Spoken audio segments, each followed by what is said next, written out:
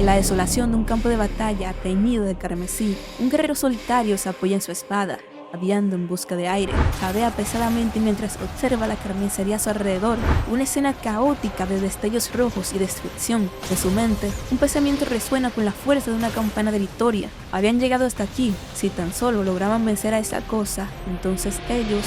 Pero el pensamiento queda inconcluso. Un haz de luz roja, cegador y absoluto, atraviesa el aire y lo empala limpiamente en el pecho.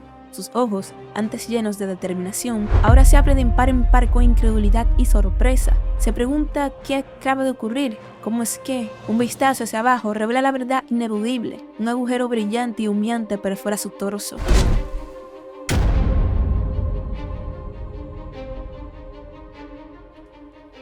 Mientras su vida se desvanece, sus camaradas caen a su alrededor. La desesperanza lo inunda al pensar que, al final, morirá sin haber podido hacer nada. Su mente retrocede, recordando el origen de esta catástrofe. Un día, una amenaza desconocida apareció de la nada y destruyó un continente entero. Se le conoció como el archienemigo de la humanidad, el Exterminador, una figura imponente que envuelta en una armadura blanca y roja, con un poder que irradiaba una intención aniquiladora. Para hacerle frente, se formó un grupo de élite para proteger a la humanidad. Entre ellos se encontraba Brian Miller, el escudo protector del mundo, un hombre que sobrevivió al impacto de un meteorito gigante sin un solo rasguño.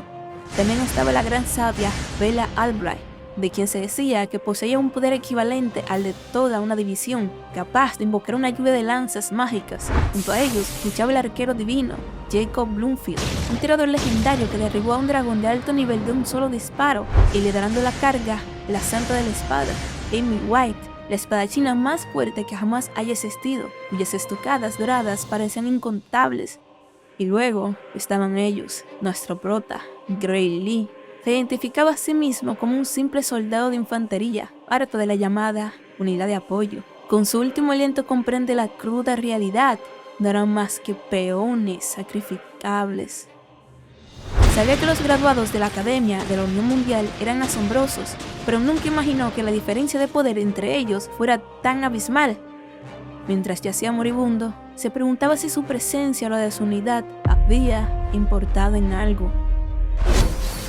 Recordaba el asalto coordinado, los ataques de Bella y Jacob golpearon al Exterminador, creando un bombardeo de energía azul y verde. Amy White desataba una tormenta de tajos dorados que, para sorpresa de todos, lograron herir a la criatura. El Exterminador, por primera vez, se detuvo, mirando la pequeña herida en su armadura. Se preguntó en voz alta si lo habían lastimado, y con una calma aterradora, les deseó lo mejor. Entonces, el Exterminador se preguntó si debía dejar de jugar. Una energía roja y luminosa se arremolinó a su alrededor. Con un solo devastador ataque, aniquiló a todos los héroes.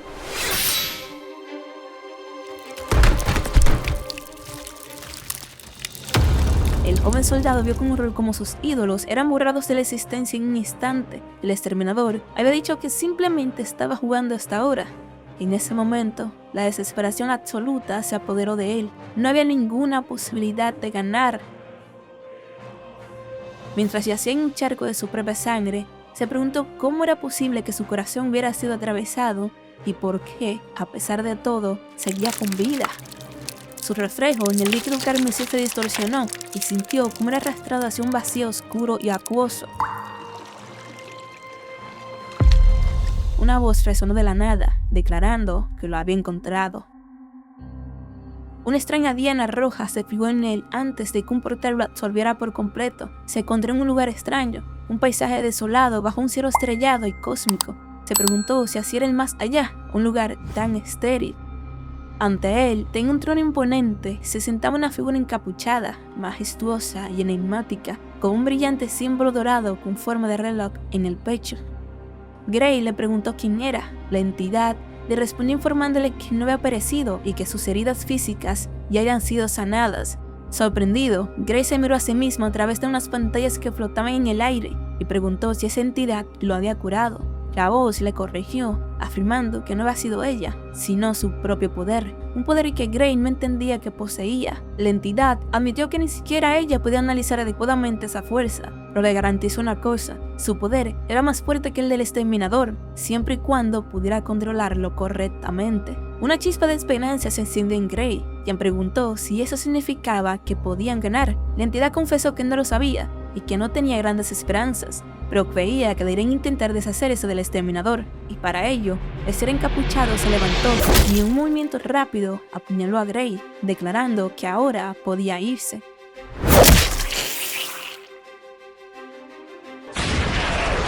Un torbellino de energía azul y un reloj etéreo lo envolvieron mientras la entidad le decía que le prestaría su poder. La conciencia regresó a la realidad del campo de batalla. La mano de Grey tembló y lentamente se puso de pie. Su espada, ahora envuelta en un oro oscuro y crepitante, se sentía diferente. Sujetó el arma, sintiendo un nuevo poder recorrer sus venas.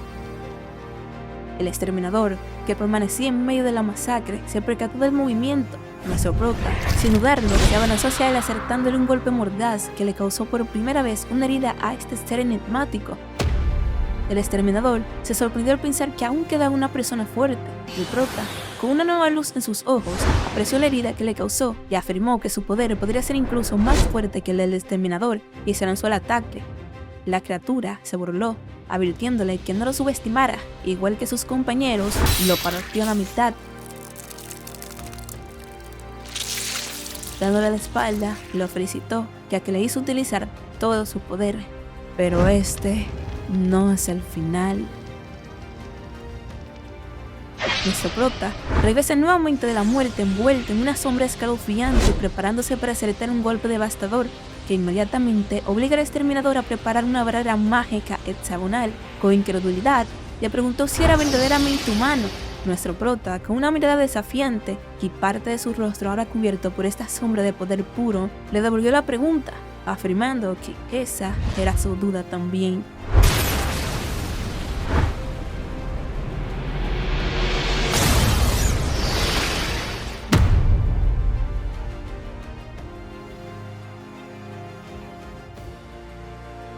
El eco del enfrentamiento aún resuena en el aire. El exterminador, jadeando por primera vez, le causa sorpresa a nuestro prota al ver que aún sigue de pie. Admite que su fuerza no es algo que se pueda tomar a la ligera. Sin embargo, su tono se vuelve gélido al declarar que simplemente lo aplastará una y otra vez hasta que no quede nada de él. Se lanza al ataque. El impacto es brutal y la criatura, ahora con un matiz de furia en su voz, le llama monstruo. Pero no se detiene ahí. El exterminador comienza a canalizar una cantidad de energía abrumadora, preparándose para desatar un poder devastador. Mientras el mundo a su alrededor se retuerce y transforma, el cielo diurno se convierte en una noche profunda, con una luna llena y brillante presidiendo la escena. El exterminador anuncia que el tiempo se ha acabado. Grey, desconcertado, no entiende qué está pasando. Cómo es que de repente se ha hecho de noche, pero con una sonrisa demuestra poco interés e intenta un ataque nuevo, pero su espada choca con el escudo del exterminador sin causar daño alguno. La criatura se regodea, explicando que dentro de ese plano, el verdadero crepúsculo, nada es capaz de hacerle daño. Le insta a que abandone su inútil resistencia y contemple las estrellas, preguntándole si no son hermosas. Acto seguido, desata un colosal pilar de luz, con la intención de pulverizarlo hasta convertirlo en polvo, asegurándose de que esta vez no pueda revivir.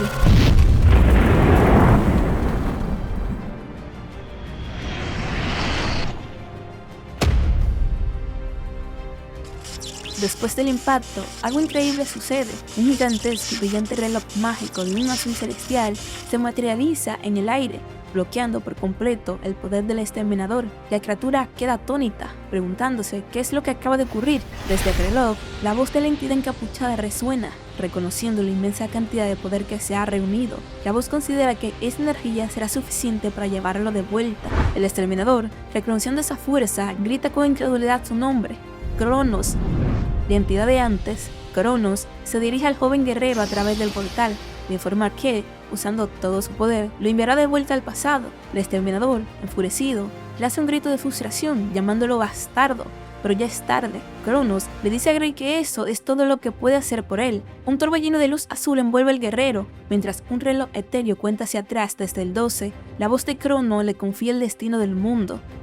Cuando recupera la conciencia, todo es diferente. Se encuentra en un prado verde y frondoso, bajo un cielo azul y despejado.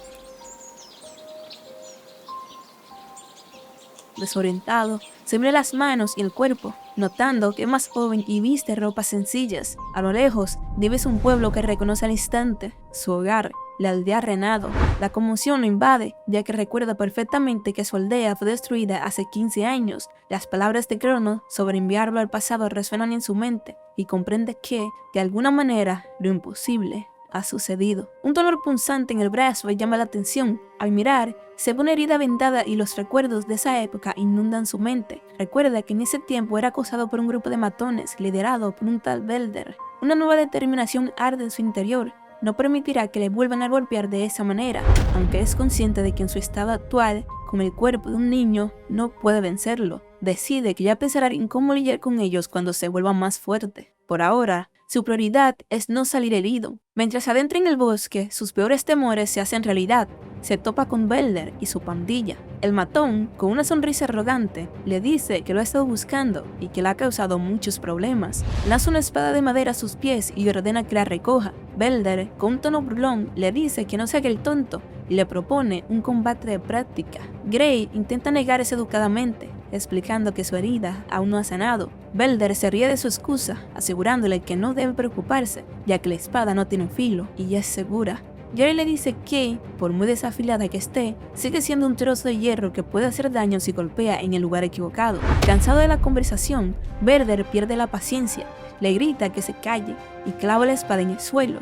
Con una mirada amenazante le pregunta si de verdad cree que tiene derecho a negarse, y si no le gustan las espadas, le sugiere que pelee sin armas. El matón se abalanza sobre él, y Gray se estremece al darse cuenta de que pretende golpearlo estando desarmado, preguntándose qué pasó con la idea de un combate de práctica. Un recuerdo fugaz cruza su mente. Un médico militar le dijo una vez que la razón por la que su esgrima no mejoraba era una herida que sufrió de niño. Se pregunta con amargura si ahí fue donde comenzó su vida de perdedor.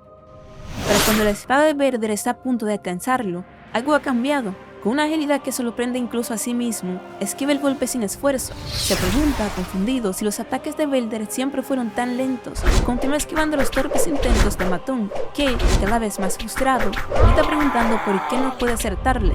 Entonces, Gray lo comprende. No es que Belder sea lento, es que él se ha vuelto más rápido. Los secuaces de Belder observan la escena atónitos, comentando que se mueve como si fuera una persona completamente distinta. Con una nueva confianza, recoge la espada desafilada del suelo. Piensa que, aunque no tenga el cuerpo de antes, aún conserva los recuerdos de todas las batallas que ha librado. Cuando Belder vuelve a atacar, desvía el golpe con facilidad, desequilibrando al matón. Por un instante, siente una punzada de duda preguntándose si está bien para él luchar contra un aficionado. Pero ese pensamiento se desvanece rápidamente. Se recuerda a sí mismo que no debe sentir piedad por esa basura que la atormentó durante tanto tiempo solo porque no podía defenderse. Con una mirada decidida, declara que eso ya no es así. Un movimiento rápido y preciso le arrebata la espada a Belder, dejando al matón desconcertado por haber perdido su arma tan fácilmente. Al ver esto, Gray lo tacha de ser peor que un aficionado, asumiendo que ni siquiera sabría cómo recibir un golpe, pero le comenta que no hay de qué preocuparse. Con una sonrisa teñida de malicia, le dice a Belder que acaba de enseñarle una lección muy importante. Mientras la hoja no tenga filo, es totalmente seguro golpear a alguien con ella. Con los ojos brillantes con una luz rojiza, se prepara para devolverle el favor. Con el frío metal de la espada sin filo presionando contra su pecho, Belder no puede hacer más que mirar con incredulidad. Desde el suelo grita de dolor y confusión mientras sus secuaces observan la escena, paralizados por el repentino cambio de tornas. Gray, con sus ojos brillantes en un rojo intenso, no entiende cómo es posible que un arma desafilada le haya hecho sangrar. Contempla la espada, sabe que está completamente desafilada. Si hubiera sido una espada de verdad, afilada, Belder ya estaría muerto. Pero por ahora, decide que una hoja sin filo será suficiente. Con una ferocidad inusitada, desata un golpe devastador en la cabeza de Belder, usando la espada como si fuera un garrote. El impacto resuena en el claro del bosque, acompañado por los gritos de agonía del matón. Cuando termina, se yergue sobre un Belder malherido y le pregunta con una calma escalofriante por qué grita tanto. Con una sonrisa helada, le recuerda que fue él mismo quien aseguró que una espada sin filo era segura. Belder, cubriéndose la cara ensangrentada, apenas puede gemir de dolor. Furioso y humillado, le exige a sus amigos que dejen de mirar y que le den una paliza. Los otros matones dudan, han sido testigo de cómo Grey se ha vuelto increíblemente fuerte de la nada. Deciden que la única forma es atacarlos todos juntos y por la espalda. Grey se gira hacia ellos y le pregunta si de verdad quieren otro ataque. Impulsados por el grito desesperado de Verder de que lo maten, los tres se lanzan al ataque. Una sombra cruza el rostro de Grey. Había pensado en pasar esto por alto, pero ya no. Con una velocidad y precisión que los dejan sin aliento, esquiva, bloquea y contraataca, derribando a los tres secuaces con una facilidad pasmosa. Y en cuestión de segundos, los 4 matones yacen en el suelo, derrotados y gimiendo. Mirándolos, Grey reflexiona sobre el miedo que les infundían en el pasado. Les pregunta si son del dojo de esgrima de Zarya. Un tembloroso Verder lo confirma, balbuceando que se sentían lo suficientemente fuertes como para dejar de ir. Grey resopla con desdén ante su idea de fuerza, pensando que, si ellos son el estándar, el dojo no debe ser gran cosa. Aún así, ve una oportunidad y les ordena que lo presenten en ese dojo. Sabiendo que la entrada es solo por recomendación, presiona a los matones. Verder intenta escabullirse, sugiriendo que le pida a otro que lo haga. Y es que entra en pánico al pensar en su maestro si se enterara de su derrota. Grey, con una mirada gélida, le sugiere continuar con la paliza de antes. El terror se apodera de Verder, quien salta sobre sus pies y sale corriendo, gritando que le mostrará el camino al dojo, mientras sus amigos le suplican que no los abandone. Mientras caminaban por el pueblo, Verder le preguntó por qué quiere ir al dojo. Grey le responde que ha oído que el dojo tiene una plaza de recomendación para la prestigiosa academia. Verder lo confirma, y Grey declara que esa es su razón. Uno de los secuaces, aún magullado, comenta que ya parece lo suficientemente fuerte sin necesidad de ir a la academia. Este comentario golpea a Grey. Piensa lo agradable que sería si su fuerza actual fuera realmente suficiente, pero los recuerdos de su vida pasada lo asaltan. Recuerda la aniquilación total a manos del exterminador, como ni siquiera el equipo más fuerte del mundo pudo hacerle frente. Recuerda que, incluso con el misterioso poder oscuro que despertó, no pudo ni arañar al exterminador cuando éste se puso serio. Una pregunta sombría llena su mente. ¿Qué tan fuerte necesitaba ser para vencer a esa cosa? Sin embargo, no todo es desesperanza. Recuerda que hay pistas. En ese momento crucial, cuando controló por primera vez el poder oscuro, lo que guió sus movimientos fue la esgrima que le enseñó la Santa de la Espada. Se da cuenta de que, si hubiera entrenado más en el manejo de la espada, en las mismas condiciones que ella, el resultado de la batalla podría haber sido diferente. Comprende que esa debe ser la razón por la que Cronos lo envió de vuelta a este momento en el tiempo. Al llegar al dojo, se encuentra con una mujer de laico cabello plateado y mirada severa. Es Zarya, la instructora. Con una voz cortante, le pide a Verder que le explique la situación, resumiendo con sarcasmo que intentó abusar de un civil con las técnicas que ella le enseñó y que, en cambio, le dieron una paliza. Verder intenta excusarse diciendo que solo fue un combate de práctica. Zarya no se deja engañar. Con un movimiento veloz, manda a volar a Verder con una espada de madera, preguntándole quién les dijo que se inventaran excusas. Si golpear a alguien desarmado es un combate de práctica, les informa que lo que acaba de hacer también lo fue. Con la punta de su espada en el ojo de Verder, le prohíbe volver a llamarse estudiantes de su dojo y lo expulsa a todos. Luego se vuelve hacia Grey y se disculpa por los problemas causados. Que le resta importancia y le agradece. Zarya va directo al grano. Ha oído que busca una recomendación para la academia. Como disculpa por el comportamiento de sus antiguos alumnos, le gustaría escribirle una, pero antes debe confirmar sus habilidades. Grey acepta sin dudarlo. Zarya le concede el primer movimiento. Grey anuncia su ataque y se lanza hacia adelante. El choque de las espadas de madera llena la sala. Zarya queda inmediatamente impresionada. Piensa que su esgrima es increíblemente práctica para su edad, como si hubiera vivido innumerables batallas. Nota que, aunque su estilo es mayormente autodidacta, de vez en cuando aparecen movimientos similares a lo que enseñan en la academia. Se pregunta si alguien no ha entrenado, reconoce su talento en bruto, un diamante por pulir, pero decide que es hora de terminar el combate. Le hace un ataque potente, pero para su asombro, Grey lo bloquea. El combate se intensifica y Zarya se da cuenta de que está luchando con todo lo que tiene. Se pregunta cómo es posible que no flaquee, cómo puede seguirle el ritmo. Ella solo quería probarlo, porque está dándolo todo, y una sensación aún más inquietante le invade, un miedo irracional hacia ese niño. Grey desata un golpe salvaje y poderoso. Zarya lo ve venir, pero lo descarta como un simple movimiento desesperado, pero justo cuando se prepara para atacarlo anotando su cansancio, declara que acaba de revelar su punto débil y que el combate termina ahora. En el último instante, su ataque cambia de trayectoria, superando su defensa y deteniéndose al instante. Zarya se queda paralizada, con los ojos abiertos de par en par por la pura conmoción. la punta de la espada de madera de Zarya es mandada a volar, haciéndola mirar con los ojos desorbitados, incapaz de procesar lo que acaba de suceder. Su propia espada, ahora partida en dos, yace en el suelo. Grey, por su parte, siente una oleada familiar de poder oscuro recorriéndole. Es la misma sensación que experimentó en su vida pasada al enfrentarse al exterminador. Comprende entonces que esta fuerza, este poder inimaginable, todavía reside en su interior. Pero la euforia de la victoria es efímera. De repente, un dolor agudo lo atraviesa y cae de rodillas, con el cuerpo convulsionando. Zarya, saliendo de su estupor, corre hacia él, preguntándole preocupada qué le ocurre. Grey se da cuenta de una cruda verdad. Su cuerpo infantil, frágil y sin entrenar, no ha podido soportar la inmensa presión de su poder. Con un esfuerzo titánico se pone de pie, asegurándole a Zarya que está bien, aunque por dentro sabe que apenas puede mantenerse erguido. Toma una decisión: no debe volver a usar ese poder de forma tan descuidada. Se pregunta si debería contarle la verdad a Zarya sobre su regresión en la naturaleza de su fuerza,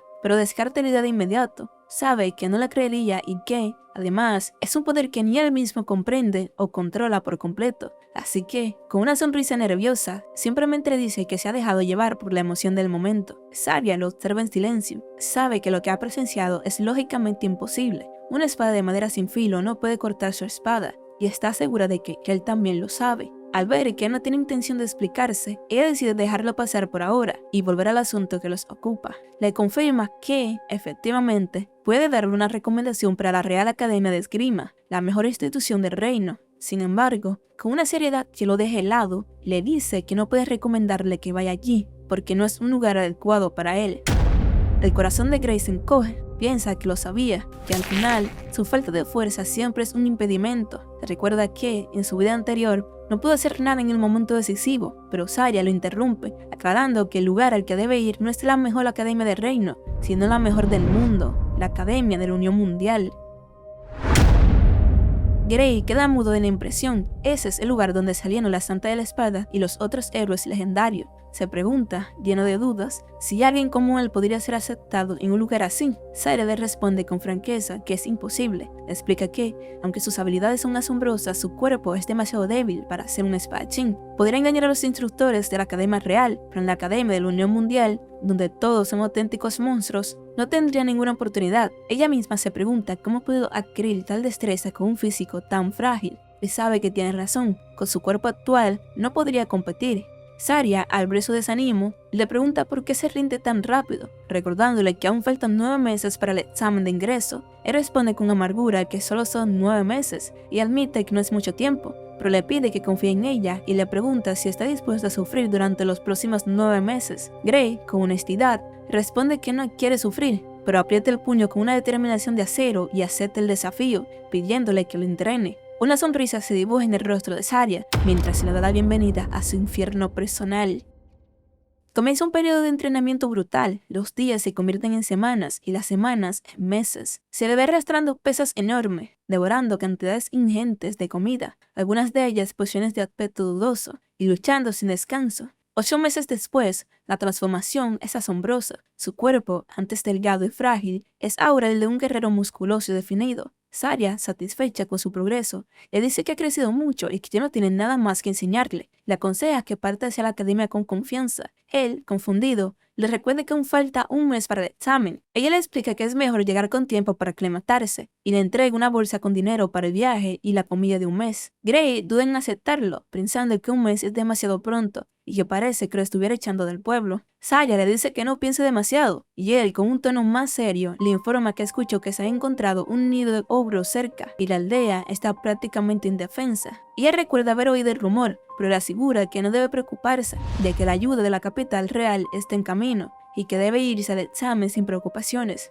Pero mientras la mira, los recuerdos de su vida pasada vuelven a él con una claridad aterradora. Sabe que ella está mintiendo, sabe que ninguna ayuda llegará jamás a esa aldea, y sabe que, justo antes de que el pueblo sea destruido, Zarya morirá al enfrentarse sola a los ogros. Comprendiendo su sacrificio, acepta el dinero y les da las gracias de corazón, se despide y ella le desea suerte en el examen. Esa misma noche, Zarya se adentra en el bosque bajo la luz de la luna, encuentra los restos de los exploradores masacrados y sigue el rastro hacia el nido de los ogros. Justo cuando se dispone a entrar, una voz la detiene. Desde una rama de un árbol, Grey la observa. con una sonrisa triste y sus ojos brillantes con un color púrpura antinatural. La saluda llamándola maestra. Zarya, atónita, pronuncia su nombre sin poder creer lo que ve. Le exige saber por qué está allí, por qué no está de camino a la academia. Gray salta ágilmente del árbol y le devuelve la pregunta, recordándole que ella le había dicho que el ejército de la capital se encargaría del nido de ogros. Ella admite que el ejército no pudo venir debido a una urgencia y que, por lo tanto, decide encargarse del asunto ella misma, afirmando con confianza que ella sola es más que suficiente. Sabe, gracias al informe de los exploradores, que la fuerza del nido consiste en un ogro de élite como jefe y entre 40 y 50 monstruos en total. Reconoce que el número de esbirro podría ser un problema. Gray, sin embargo, reconoce la verdadera amenaza. Sus recuerdos de una vida pasada le dicen que un ogro de élite no es tan fuerte por sí solo. Su verdadero poder resiste en su inteligencia y su capacidad para liderar a la horda. Enfrentarse a ellos solos, rodeado, es un suicidio. Sabe con una certeza escalofriante que si la deja ahí sola, ella morirá y la aldea será aniquilada. Ha visto ese futuro con sus propios ojos. Desesperado porque mira el destino, le ruega que lo lleve con ella. Zarya se niega, insistiendo en que puede hacerlo sola. Él insiste, argumentando que no quiere perder la oportunidad de ganar experiencia real en combate, y le pregunta si de verdad cree que será un estorbo. Una leve sonrisa se dibuja en el rostro de Zarya. Admite que ya ni siquiera puede vencerlo en un combate de práctica, pero le advierte que una pelea real es diferente, especialmente contra un nido de monstruos que ha aparecido de la nada. Le aconseja que espera tener más experiencia. Al ver que ella está decidida a ir sola, él le ofrece una solución drástica. La desafía a un combate, con la intención de dejarla inconsciente para poder enfrentarse a los ogros él mismo. Zarya, sorprendida por su determinación, finalmente cede y le permitirá acompañarla, pero con una condición: debe prometerle que, pase lo que pase, volverá con vida. Él acepta y le pide que ella también lo prometa. Ella asiente y juntos se adentran en la oscuridad del bosque. Llegan a una caverna escarpada, la guarida de los ogros, un terreno sin escapatoria. Gray comenta que los monstruos deben tener mucha confianza para anidar en un lugar así, pero que eso también significa que ellos tampoco pueden huir. Acuerdan ser precavidos, ya que se enfrentan a enemigos inteligentes, ocultos en las sombras. Observan el campamento. Zarya no ve al jefe y supone que está en su tienda. Planean reducir el número de ogros antes de que aparezca. Acuerdan una táctica de pinza. Ella atacará por un flanco y él por el otro. Con una señal se lanzan al ataque. La sorpresa es total. Zarya se mueve como un relámpago, decapitando a un centinela antes de que pueda dar la alarma. Pero el sonido de la batalla alerta al resto del campamento. Los ogros, rugiendo con furia, salen en manada. Zarya y Gray luchan espada con espada, un torbellino de acero y sangre que deja un rastro de cadáveres de ogros a su paso. Tras la primera oleada, Zarya lo mira, impresionada por su habilidad, y le pregunta si de verdad es su primera vez en un combate real. Él advierte que se mantenga alerta, que esto no ha hecho más que empezar. Sin embargo, una extraña sensación lo invade. Los ogros son demasiado débiles. Si este es todo su poder, Zarya podría haberlos vencido sola, a menos que... El pensamiento lo golpea con la fuerza de un rayo mientras su mirada se clava en la tienda principal. En ese instante, dos ojos rojos brillan en la oscuridad de la tienda. Un terror primordial se apodera de Gray. Grita a Zarya que tienen que huir, empujándola para que se mueva. Justo cuando empiezan a correr, un ogro de élite masivo y blindado emerge de la nada, bloqueándoles el paso.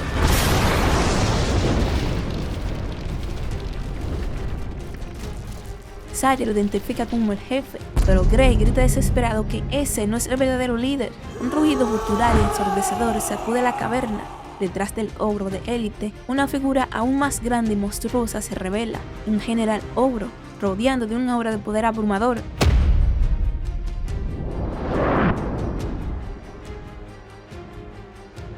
Zarya se queda sin aliento al comprender que se enfrentan a un enemigo que supera con creces sus capacidades. Deciden que su única oportunidad es matar al ogro de élite y escapar. Zarya se lanza al ataque, su espada choca contra el hacha del monstruo. El golpe acierta, pero para su horror, la herida del ogro se cura al instante con una energía púrpura. El rugido del general ogro resuena de nuevo, y ambos sienten como la fuerza y la capacidad de recuperación de sus enemigos se multiplica. Ahora, cada ogro es un desafío formidable.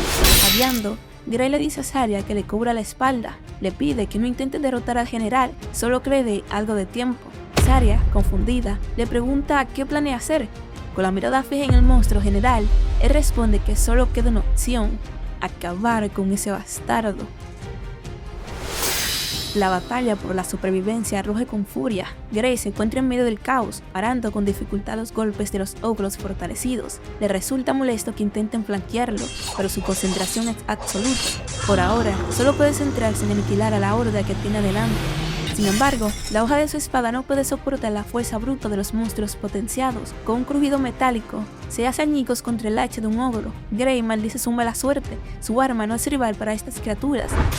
Agradece tener un repuesto, pero sabe que es solo cuestión de tiempo que también se rompa. Zarya, que se enfrenta al imponente ogro de élite, se percata de su apuro. Con un movimiento ágil le lanza su propia espada de repuesto. Él atrapa al vuelo con un agradecimiento en los labios. Ahora, empuñando 2 espadas, siente una nueva oleada de determinación. Sabe que 2 armas no serán suficientes para acabar con todos, pero sí para abrirse paso hasta el verdadero objetivo. Con la mirada fija en el general ogro, se lanza a la carga, cortando y esquivando a través de la marea de enemigos. No tiene tiempo que perder con los esbirros. Al ver su avance, el general ogro desata otro rugido ensordecedor. Una nueva oleada de poder rojo inunda sus súbditos, que se vuelven aún más fuertes y feroces. Grey se sorprende a ver cómo sus espadas ahora apenas pueden herirlos. El general parece deleitarse con su desconcierto, demostrando que su alta inteligencia no es solo para alardear.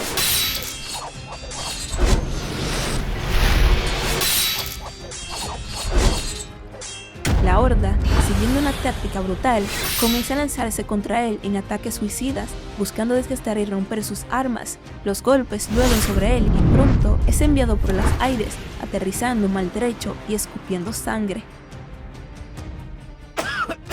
Se pone de pie con dificultad, solo para ver que se ha quedado con una sola espada. La desesperación lo inunda. Se pregunta cómo poder enfrentarse a hordas de ogros y a su general con una única arma. La experiencia de su vida pasada le grita una verdad ineludible: no puede ganar. En ese momento de absoluta certeza, su instinto de supervivencia se impone. Le grita a Zarya que huya mientras los ogros están concentrados en él. Ella, sin embargo, se niega, pidiendo disculpas por no poder hacerlo. Él le insiste, preguntándole si piensa morir en vano y asegurándole que él escapará después, pero la verdad es más cruda. Zarya le revela que no es que no quiera, sino que no puede. Está herida y ya no puede correr más. El mundo de Grey se desmorona. Se da cuenta de que se ha quedado sin opciones. Pensó que había bajado en el tiempo para derrotar a los exterminadores, solo para morir en un lugar como este. En medio de su desesperación, su última espada se rompe. Rodeado, indefenso, todo parece perdido. Pero entonces, algo cambia. Se niega a aceptar este final. Se dice a sí mismo que aún no ha terminado. Si es el poder de aquella vez lo que necesita, cierra los ojos y se concentra, buscando en lo más profundo de su ser, diciéndose a sí mismo que recuerde la sensación. Una energía oscura y crepitante de un rojo intenso brota de su cuerpo. Los fragmentos de la espada rota levitan y se unen, forjando una nueva hoja de pura oscuridad. Zarya, que observa la escena sin poder creerlo, le llama por su nombre. Él se gira, con un rostro manchado de sangre pero con una sonrisa de confianza, y le asegura que todo está bien. Con su nueva arma, se convierte en un vendaval de muerte. Los ogros, que antes parecían invencibles, caen como la hierba ante la guadaña. El general ogro observa, atónito, como su ejército es diezmado. Incluso el ogro de élite contra el que Zarya luchaba con dificultad es derrotado con un solo y aparente ligero movimiento.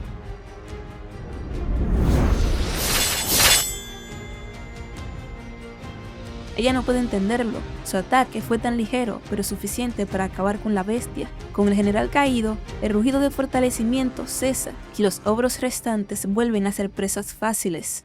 Cuando el último monstruo cae, el silencio vuelve a la caverna, ahora alfombrada de cadáveres. Grey, jadeando, se disculpa con Zarya por haber roto su espada de repuesto. Ella, con una mezcla de alivio y asombro, le dice que no se preocupe, que le ha salvado la vida. Pero antes de que pueda preguntarle por el increíble poder que acaba de presenciar, él se desploma, inconsciente. Zarya corre a su lado, llamando su nombre en la oscuridad.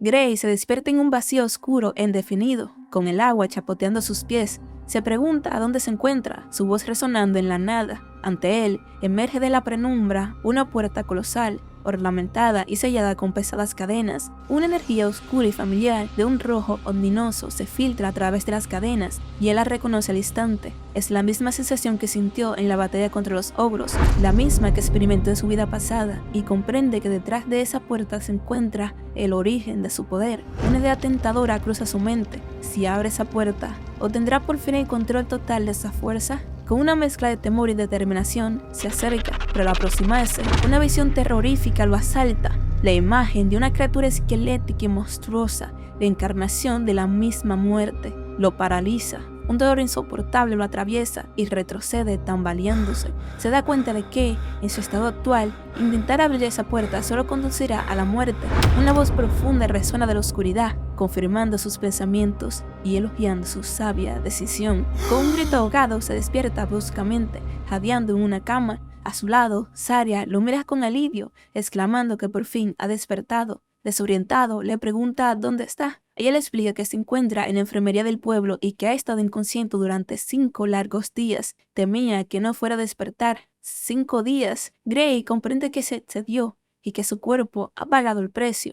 Zarya, recordando la masacre en la cueva, piensa que decir que se excedió es quedarse muy corto. Le pregunta si se encuentra bien y si puede moverse. Al intentar mover su brazo derecho, descubre que no tiene nada de fuerza. Podría moverlo con mucho esfuerzo, pero duda que sea capaz de sostener una espada. Además, bajo las vendas, percibe unas extrañas marcas negras, un moretón que, curiosamente, Zarya no parece notar. Le confirma a su maestra que no puede aplicar fuerza en su brazo dominante. Zarya adopta un semblante sombrío y le revela la terrible verdad. Todos los huesos de su brazo derecho están hechos pedazos. Él se sorprende, ya que no siente ningún dolor, y él explica que usaron una poción mágica para tratarlo, una muy cara, según se da cuenta él al ver el frasco. Zarya lo tranquiliza, contándole que fue un regalo del jefe de la aldea, y le dice que no se preocupe por el coste. Gray no entiende por qué el jefe haría algo así por él, a lo que Zarya responde con una sonrisa, porque ahora es el héroe del pueblo.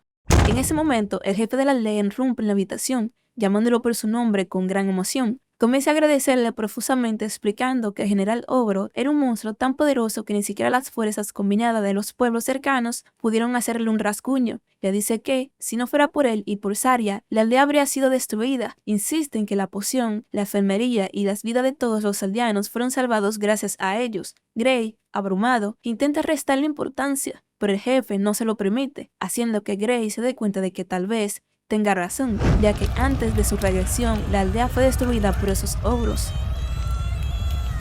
Entonces, el jefe menciona que ha oído que se presentará al examen de ingreso de la Academia de la Unión Mundial. La realidad golpea a Gray de nuevo. Se da cuenta de que la batalla fue una semana antes del examen, y si ha estado dormido 5 días, solo le quedan 2 días para llegar. El viaje a pie dura 3 días. Podría llegar en uno a caballo, pero no tiene dinero para alquilar uno. En un arrebato de pánico, se disculpa con el jefe y le suplica que le preste un caballo. El jefe sonríe, revelando que ya lo había previsto y que le ha preparado el mejor corcel del pueblo. Zarya añade, divertida, que si no hubiera despertado ese día, lo habrían llevado hasta allí en su cama. Conmovido, Gray sale de la enfermería y se encuentra con una escena que lo deja sin palabras. Todo el pueblo se ha reunido para despedirlo. Sostienen pancartas de agradecimiento y le desean suerte en sus exámenes.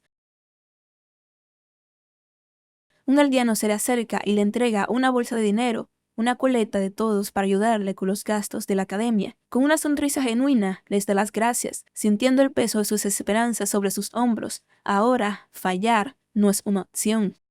Mientras se prepara para salir, Zarya le asegura que no debe preocuparse. Le dice con confianza que ninguno de los otros aspirantes podría haber derrotado a un general ogro. Él le confiesa su preocupación por su brazo roto, pero ella le recuerda que su brazo izquierdo está perfectamente bien y que eso es más que suficiente. Le aconseja que ni siquiera intente usar ese poder y le garantiza que los examinadores no son ciegos y reconocerán su habilidad. Con una sonrisa radiante, le asegura que aprobará sin duda. Conmovido por su fe en él, le da las gracias una vez más, monta a caballo y, mientras se aleja, reflexiona. Esta aldea, destinada a ser destruida en su vida anterior, ahora sigue en pie. Este mundo ya no es el mismo. Con una nueva esperanza ardiendo en su interior, se da cuenta de que su futuro puede ser cambiado. Con una última mirada a su hogar, parte hacia su destino, agradeciendo a la gente que le ha dado una nueva oportunidad. Gracias a ellos, llega justo a tiempo. Ante él se alza, majestuosa e imponente, la Academia de la Unión Mundial. Dentro de un coliseo monumental, una multitud de aspirantes se agolpa, susurrando con nerviosismo. Una voz autoritaria resuena en el lugar, anunciando el inicio de la distribución de los boletos para el examen y ordenando a todos los presentes que permanezcan en la arena central. El ambiente está cargado de tensión. Son cientos, quizás miles, y todos saben que solo un puñado, apenas una veintena, logrará pasar. Se comenta que el número de aprobados varía drásticamente cada año. En algunas ocasiones 50 personas lo logran, mientras que en otras, solo una. La voz del anunciador llama a la profesora Ariel. Una mujer de imponente presencia y cabello carmesí se adelanta. Con una sonrisa enigmática, anuncia que comenzará la distribución de los boletos. Con un simple chasquido de sus dedos, una luz dorada envuelve la arena. De la nada, un papel aparece en la mano de cada aspirante. Gray mira el suyo, examinando número 513, curso de esgrima. La profesora Ariel se dirige a la multitud, consciente de su sorpresa al ver que los boletos solo contienen un número y un curso. Les asegura que es el procedimiento habitual. Explica que la Academia de la Unión Mundial no discrimina por edad, género, nacionalidad o estatus. Ni siquiera sus nombres importan. Solo aquellos que superen la prueba y se ganen el derecho a cruzar el puente hacia la academia serán dignos de que se le pregunte su nombre. Gray se siente confundido. Su boleto indica el curso de esgrima, pero él dejó su espada en la posada. Se pregunta qué clase de sistema es este. La profesora Ariel, como si leyera sus pensamientos, revela su método. Ha asignado los cursos basándose únicamente en su apariencia. Con una mirada penetrante, invita a que cualquiera que considere que su asignación es incorrecta, levante la mano. Nadie se atreve. Los aspirantes murmuran entre sí, incrédulos. Se pregunta si es una broma, si han sido investigados previamente o si ha usado algún tipo de magia para leer sus mentes. Al ver que nadie protesta, Ariel continúa, anunciando que los horarios aparecerán ahora en sus boletos. La hoja de Gray se actualiza. Primer día, 11 a.m. Una punzada de frustración lo recorre. Maldice su suerte. Esperaba tener más tiempo para que su brazo lesionado se recuperara. Ariel concluye con una advertencia final. El examen es una única prueba práctica. La tardanza significa la descalificación automática y no se permiten cambios de horario. Gray aprieta su brazo vendado, rogando por un milagro. Al día siguiente, su plegaria no ha sido escuchada. Su brazo no ha sanado en absoluto. Resignado, se prepara a afrontar la prueba de su estado actual. Mientras espera su turno en la entrada a la arena, se obliga a dejar de lado el pesimismo. Su brazo izquierdo está bien y puede mover el derecho hasta cierto punto. Planea usar el tiempo que le den para observar a su oponente, encontrar una abertura y terminar el combate de un solo golpe. Un duelo se desarrolla entre sus ojos. Un hombre corpulento es derrotado en un instante por el examinador, de aspecto intelectual y refinado.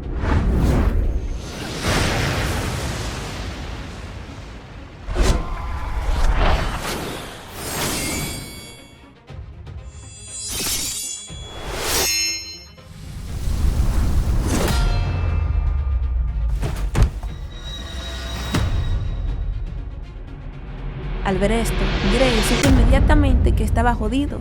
La voz del anunciador resuena de nuevo, llamando al siguiente, número 513. Ha llegado su turno. Gray entra en la arena y su oponente es el mismo que acaba de ganar, el examinador. Se queja para sus adentros de la injusticia de tener que luchar contra alguien así con un solo brazo. El examinador le concede el primer movimiento. Aceptando, Gray se lanza al ataque, sin sentir que tenga ninguna posibilidad, pero decidido a darlo todo. Recuerda las enseñanzas de Zarya. Una espada no se blande solo con los brazos, sino canalizando la fuerza de todo su cuerpo. Cree que, incluso con su brazo derecho inutilizado, puede generar poder a través del resto de sus músculos.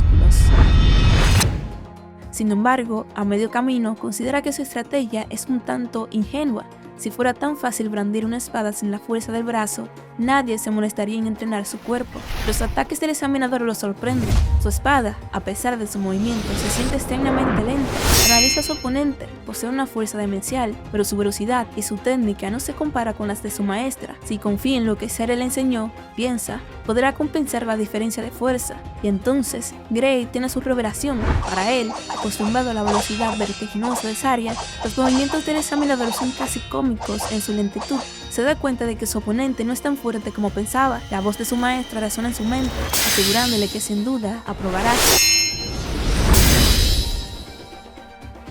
Una nueva confianza lo inunda. Realmente puede hacerlo. El choque de espada resuena en la arena. Gray se esfuerza por mantener la compostura, su cuerpo resentido por el esfuerzo. Aunque ha logrado descifrar el estilo de su oponente, la diferencia de poder es abismal y la defensa del examinador es férrea. Se da cuenta de que no será fácil ganar con un solo brazo. Sin embargo, nota que la frustración hace que los movimientos del examinador se vuelvan más toscos, más predecibles. Ve una oportunidad arriesgada, un todo o nada.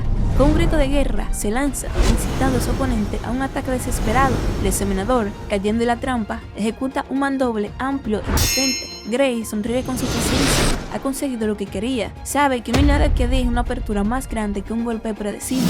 Con una agilidad sorprendente, esquiva el ataque y en un movimiento fluido, se desliza por debajo de la guardia de su oponente, colocando la punta de su espada contra la espalda del examinador. Justo en ese instante, una voz atronadora detiene el combate. Se ha alcanzado el límite de tiempo. El resultado, anuncia la voz, es un empate. Un nudo se forma en el estómago de Gray.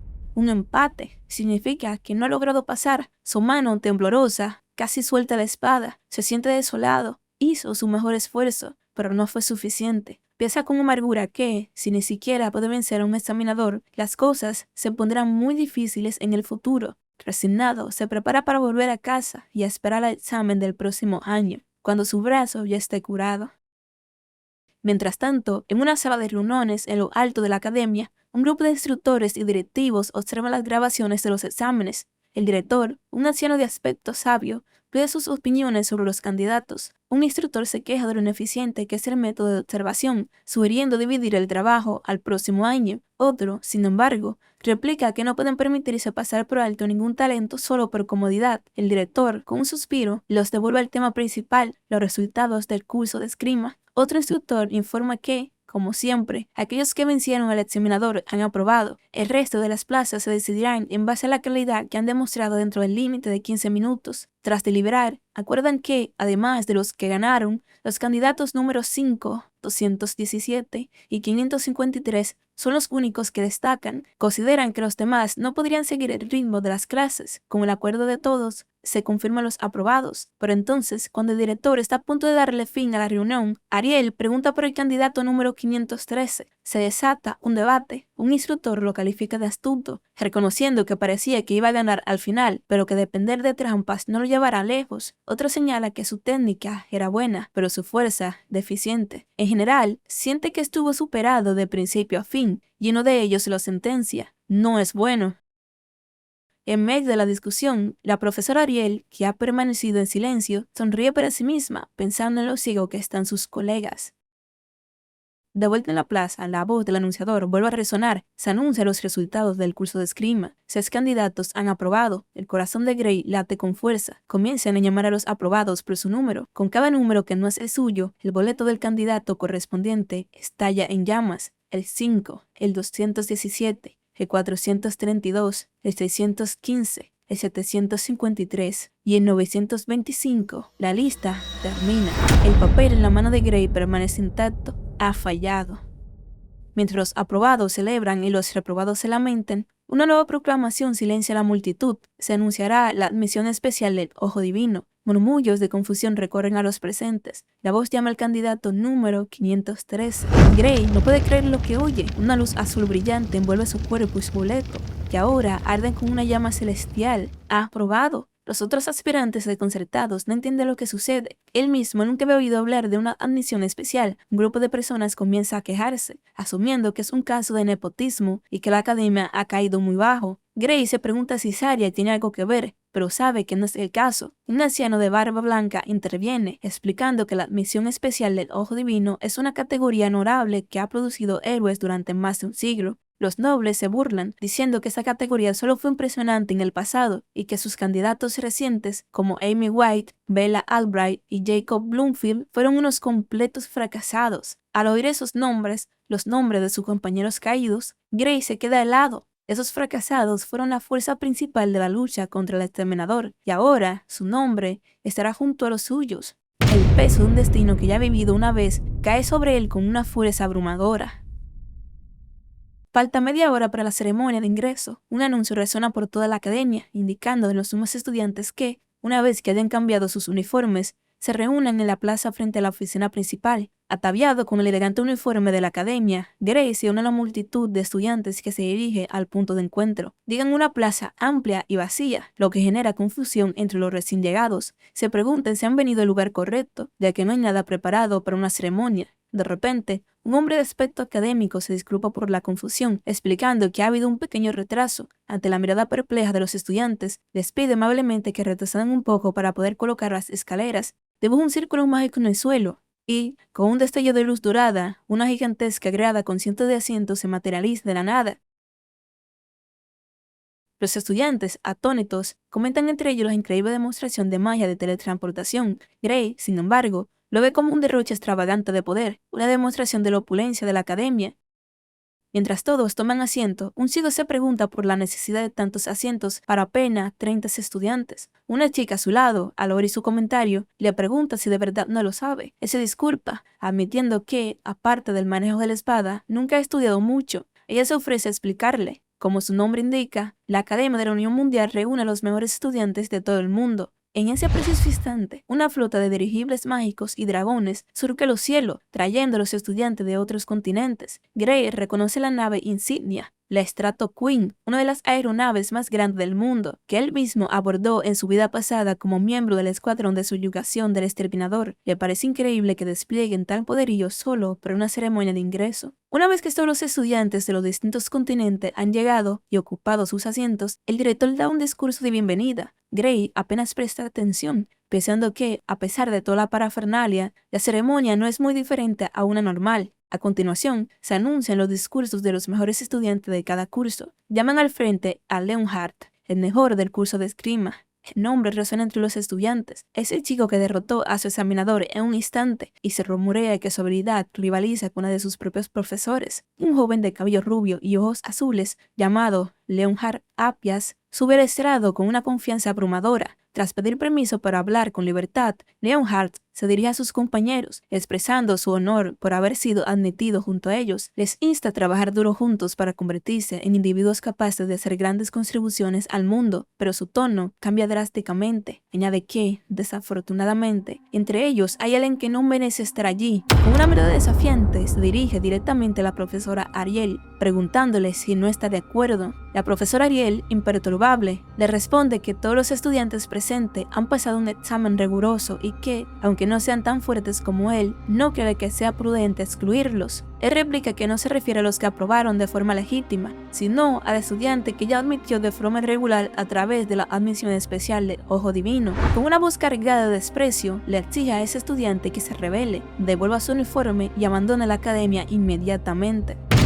Todos están bastante sorprendidos. Gray, por su parte, no entiende la hostilidad repentina, pero entonces un pensamiento lo tranquiliza. Leonhardt no lo conoce, no sabe que él es el estudiante de admisión especial, piensa que si se queda callado podrá evitar el problema. Sin embargo, la profesora Ariel, con una sonrisa divertida, comenta lo animados que están los nuevos estudiantes de este año. Leonhardt, enfurecido, le insiste en que está hablando en serio. Y entonces, Ariel, con una voz que resuena en todo el anfiteatro, le pregunta si de verdad se cree más fuerte que ese chico. La tensión se corta con un cuchillo. La profesora le propone una apuesta, su propio puesto contra la admisión del estudiante. Leonhardt, perplejo, acepta la apuesta, y así, el destino de Gray queda sellado, pendiente del resultado de un enfrentamiento que él nunca buscó. Una tensa calma se asiente sobre la ceremonia. Gray, sentado entre los nuevos estudiantes, se pregunta qué acaba de suceder. Leonhardt, en el estrado, le pregunta a la profesora Ariel si la apuesta consiste en hacerlo pelear contra el chico de admisión especial. Ella, con una calma exasperante, lo niega, afirmando que no haría algo tan grosero. Le explica que no puede poner en riesgo la vida de sus estudiantes, y si el otro chico luchara con todo su poder, el resultado sería fatal para Leonhardt. La insinuación enciende la furia en los ojos de Leonhardt, quien le pregunta si lo está provocando. Ariel, sin inmutarse, le asegura que habla muy en serio y queme los términos de la apuesta. Para garantizar la seguridad, la competición no será entre ellos, sino contra monstruos. Con una sonrisa pícara, añade que, después de todo, él es mucho mejor luchando contra monstruos que contra humanos. Leonhardt, aunque visiblemente molesto, acepta y empieza a ver los detalles. La apuesta es simple. Ariel elegirá una serie de monstruos como objetivos para ambos. Con cada ronda, el monstruo será más fuerte. El primero de los dos que no logre derrotar a su objetivo pierde. Si el estudiante de admisión especial pierde, Ariel renunciará a su puesto de profesora y todos los estudiantes admitidos por esa vía serán expulsados. Pero en cambio, si él pierde, hará todo lo que ella le ordene. Acepta el desafío, pero, desconfiado, debe saber cuáles serán los monstruos. Ariel, con una sonrisa que no presagia nada bueno, propone el primer objetivo, un general ogro, preguntando con sarcasmo si es un desafío demasiado fácil. Un murmullo de incredulidad recorre a los estudiantes. Grace, que de lado, se pregunta por qué ha elegido específicamente ese monstruo. Leonhardt golpea el podio con furia, acusándola de estar bromeando. Sabe perfectamente que un general ogro no es un monstruo que alguien puede derrotar en solitario. Ariel aclara que no espera que lo maten de inmediato, le dará un año entero. Leonhardt se burla de la idea, argumentando que si se pudiera derrotar a un monstruo de nivel desastre con un solo año de entrenamiento, el mundo no estaría sufriendo. Le exige un objetivo más realista. De repente, entre muchas comillas, comprende la estrategia de la profesora. Ha elegido un objetivo imposible para que la apuesta termine en empate. Se niega a aceptarlo, pero Ariel añade una última condición. Si el resultado es un empate, la victoria será de Leonhardt. Esto significa que si Grace no logra derrotar al general ogro en un año, las consecuencias serán las mismas que si perdiera.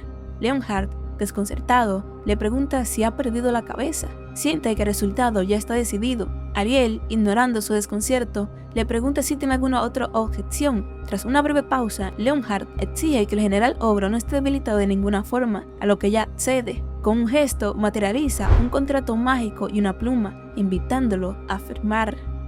Con el contrato firmado, la apuesta es oficial. Todavía escéptico, le pregunta si de verdad cree que ese chico puede ganar. Ariel simplemente responde que quién sabe. Mientras los otros profesores especulan sobre los motivos de Ariel, Grace, en su asiento, procesa la información, el plazo de un año, el general ogro. Todo coincide con los eventos que él ya vivió. Se da cuenta de que la apuesta estaba decidida desde el principio. Una mirada cómplice de Ariel y un dedo sobre sus labios le confirman sus sospechas. No puede evitar pensar que su profesora juega sucio.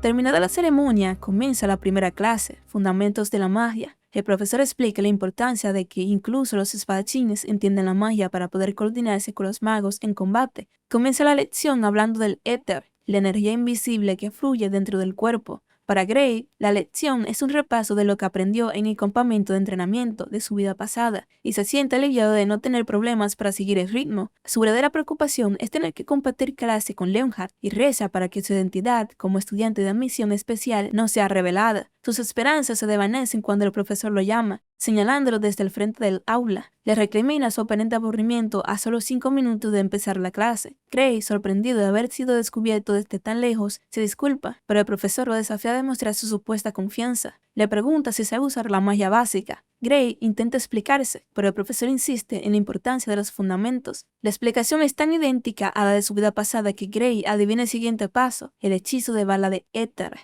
El profesor, sorprendido de que conozca el hechizo, le pregunta si puede usarlo. Grace asiente. El profesor, viendo una oportunidad, convierte la demostración en un duelo y le pregunta a Leonhardt si él también conoce el hechizo. Leonhardt, con aire de superioridad, confirma que sí, alardeante de haber sido entrenado en esgrima y magia desde antes de entrar a la academia. El profesor, entonces, revela la identidad de Grace ante toda la clase, anunciando que es el estudiante del Ojo Divino de este año. Un escalofrío recorre a Grace. El profesor lo ha expuesto. Leonhardt, al enterarse, sonríe con malicia, declarando que entonces tendrá que enseñarle cómo funcionan las cosas en esa academia y le ordena a Grace que baje la arena improvisada. El profesor indica que, a su señal, disparen una bala de éter y da la orden de empezar. Leonhardt, proclamando que demostrará la diferencia de poder, comienza a reunir una cantidad abrumadora de energía.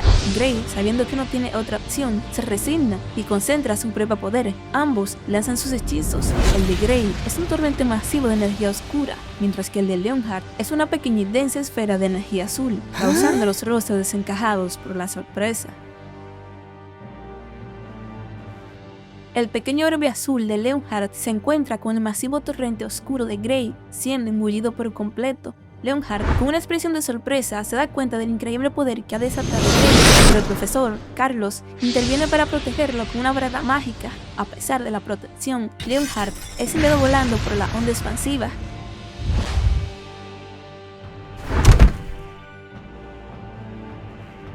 El profesor Carlos, visiblemente impresionado, apenas puede creer la fuerza del ataque. Reconoce que, si la barrera no hubiera amortiguado el impacto, Leonhardt podría haber muerto y se maravilla de que un estudiante pueda lanzar una bala de éter tan poderosa, algo que ni siquiera los profesores podrían replicar fácilmente. ¿Y por qué no lo utilizó contra los ogros? Bueno, no sé.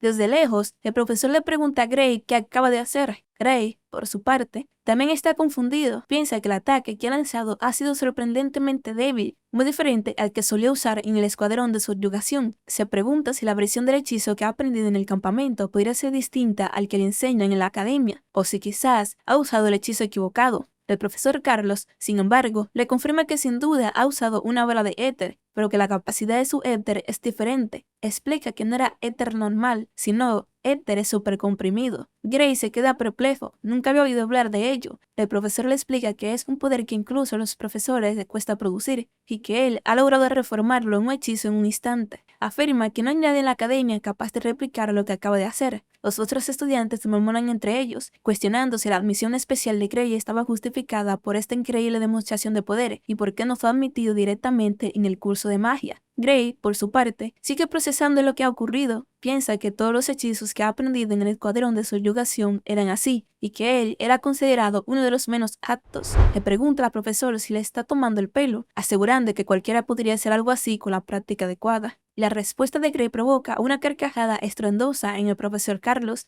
quien no puede contener su asombro. Con una alegría desbordante, le propone a Gray que se transfiera al curso de magia, ofreciéndose a ser su avalista, y le asegura que tiene mucho más talento para la magia que para la esgrima. Gray, sin embargo, rechaza la oferta, explicando con firmeza que le dijeron que no era muy bueno en la magia. El profesor Carlos, desesperado, le dice que no sea ridículo. Le explica que su comprensión de la técnica de comprensión de éter para producir éter supercomprimido a su edad lo convierte en un prodigio sin parangón en la academia. Le garantiza personalmente que quien quiera que le haya dicho que no tenía talento y no tenía ni idea de lo que estaba hablando. El profesor insiste, preguntándole a Gray si está seguro de no querer transferirse. Los demás estudiantes observan, asombrados de que el profesor Carlos, conocido por no dar elogios fácilmente, esté tan impresionado, y le dice a Gray que sería una pérdida para el mundo si no estudiara la magia, llegando a afirmar que sería un crimen contra la propia magia. Gray, con una sonrisa nerviosa, se pregunta qué acaba de decirle el profesor sobre una técnica de comprensión de éter. Un vago recuerdo de una lección pasada le viene a la mente. Recuerda a un instructor explicando que, en el pasado, la gente no conocía la existencia del OT, o fuerza vital, lo que dificultaba enormemente el uso de la magia. Para compensar, tenían que comprimir continuamente el éter dentro de sus cuerpos y usar los fragmentos que, por casualidad, se mezclaban con el OT. Ella lo describía como algo risible visto desde el presente. Gray, con una nueva comprensión, le pregunta al profesor Carlos si sabe lo que es el OT. El profesor lo mira confundido, preguntándose qué es esto. Con la reacción del profesor, Gray confirma sus sospechas. En esta época, el mundo aún no conoce la existencia del OT. Esto significa que el conocimiento que adquirió en el escuadrón de subyugación es, en realidad, conocimiento del futuro. Ahora comprende que debe ser cuidadoso con quien comparte esta información. El profesor Carlos, ajeno a los pensamientos de Gray, le pregunta de nuevo si se transferirá al curso de magia. Gray, con una disculpa sincera, rechaza la oferta una vez más, declarando su amor por las espadas. Aunque agradece la oferta, debe declinar. El profesor, resignado, le dice que no puede hacer nada si es así como se siente. Sin embargo, le asegura que, si cambia de opinión, puede buscarlo en cualquier momento. Le permite volver a su asiento, prometiéndole que no lo regañará más por parecer aburrido en clase. E incluso le da permiso para irse si se aburre, ya que la lección es demasiado básica para él. Mientras Gray se aleja, los estudiantes lo observan con asombro, incapaces de creer que el profesor Carlos lo valore tanto. De repente, la mirada de Leonhardt, llena de admiración y rodeada de una aura de rosas, se cruza con la de Gray y lo llama Señor Gray.